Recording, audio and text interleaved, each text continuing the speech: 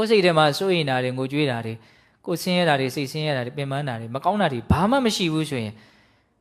तू ကောင်းနေပြီလေဘာလို့ထပ်တောင်းတနေရအောင်မှာလဲဟုတ်လားသူ့စိတ်ထဲမှာနည်းနည်းလေးတောင်အဆင်မပြေတာမရှိဘူးဒေါမနတမရှိဘူးဆိုရင်အဆင်မပြေတာဘာမှမရှိဘူးစိုးရိမ်တာလည်းမရှိဘူး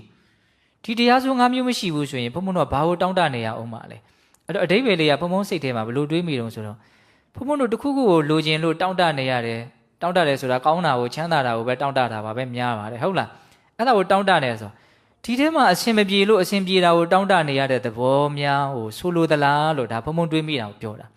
နားလည်မလားမသိနော်ကိုယ်စိတ်ထဲမှာအဆင်မပြေလို့အဆင်ပြေတာကိုတောင်းတနေရတာတခုခုတောင်းတနေရတယ်ဆိုတာကအခု तू ဒီတိုင်းကိုအဆင်မပြေလို့အဲ့ဒါလေးဖြည့်ဆွက်လိုက်မှ तू ကောင်းသွားမှာမို့ तू ဟိုဟာရရင်ကောင်းမလားဒါရရင်ကောင်းမလားဟိုဟာဖြစ်ရင်ကောင်းမလားဒါဖြစ်ရင်ကောင်းမလားဆိုပြီးတော့ तू ဖြည့်စည်းဖို့အတွက်ဘာလုပ်နေရတော့တောင်းတနေတာဒါဘုံဘုံတွေးမိတာကိုပြောတာပါနော်ဒေသနာလေးကိုဘုံဘုံစိတ်ထဲမှာဒီလိုများဆိုလိုသလားလို့တွေးကြည့်တာပေါ့ဒီမှာဟောထားတာကတော့ဗာလဲတောကပရိဒေဝဒုက္ခဒေါမနတဥပါယတတရားတွေကိုပယ်လိုက်ပြီးဆိုတာ ਨੇ အဲ့ဒီလူရဲ့စိတ်ထဲမှာတောင့်တမှုမရှိဘူးတဲ့အဲ့ဒီကြတော့မှ तू ကချမ်းသာတယ်လို့ဟောတာ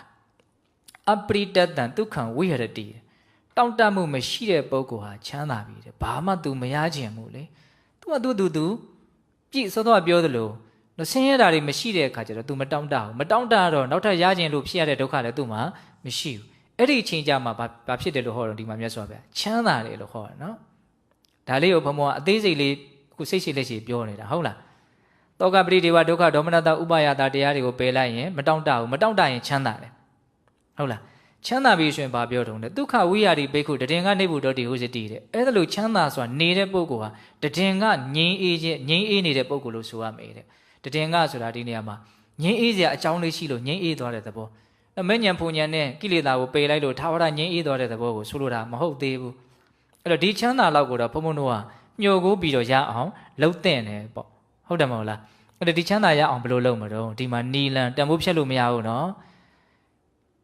ရုပ်တရားနံတရားခန္ဓာ၅ပါးတရားအစုကိုအနိစ္စဒုက္ခဝိရိနာမဓမ္မမမြဲတဲ့တရားတွေမကောင်းတဲ့တရားတွေဖောက်လဲဖောက်ပြန်ဖြစ်တဲ့တရားတွေလို့အမှန်အကန်သိမယ်ဆိုရင်